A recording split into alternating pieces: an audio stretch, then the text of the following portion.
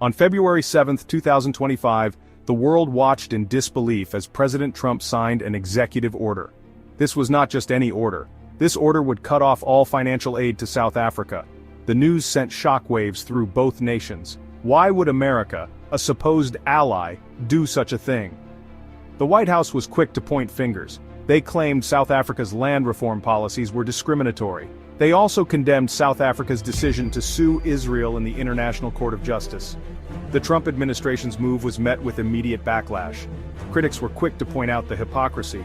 How could America, a nation built on stolen land, criticize another country's land policies? Furthermore, the timing of the aid cut seemed suspicious.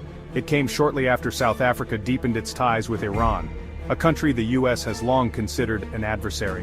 The aid cut was not just a political move, it was a personal one. Trump, known for his impulsive nature, had previously made disparaging remarks about South Africa. He had accused the country of confiscating land and mistreating certain groups. These accusations, however, lacked any real evidence. The decision to cut aid to South Africa was not made in a vacuum. It was part of a larger pattern of Trump's foreign policy, which often seemed driven by personal grudges and a disdain for international cooperation. The world waited with bated breath to see how South Africa would respond.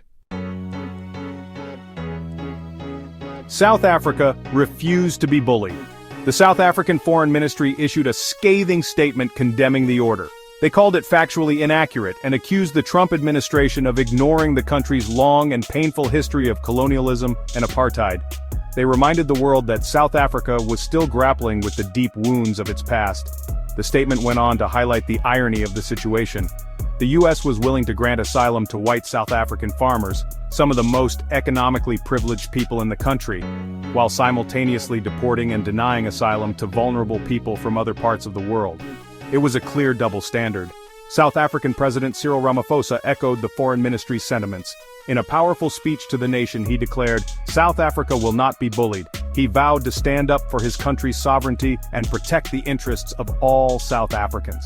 Ramaphosa emphasized that South Africa would continue to pursue land reform in a way that was just and equitable. The international community watched closely as South Africa stood up to Trump's bullying tactics.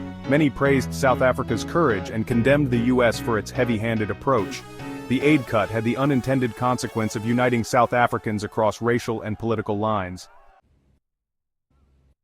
To understand the current situation, we need to delve into South Africa's complex history.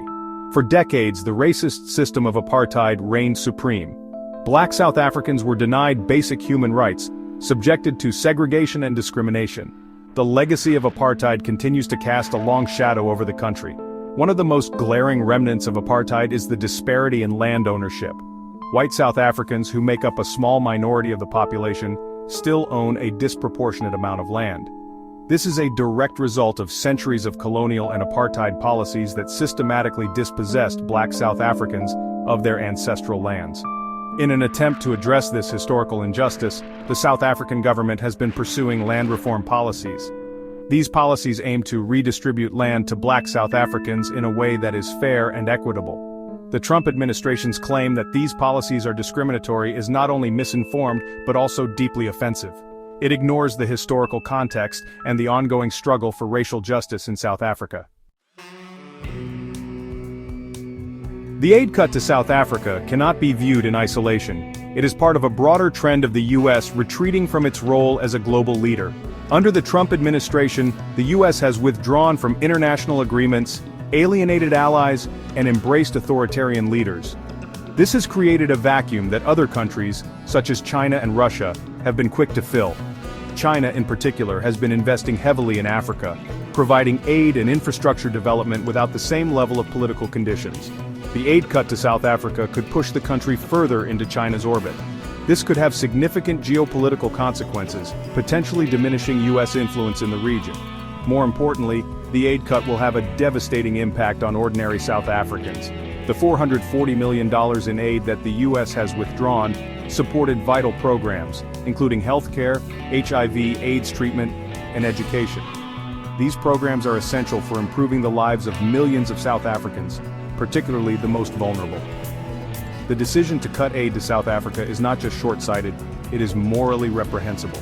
It is a betrayal of the US's commitment to human rights and global development. The world is watching, and history will judge this decision harshly.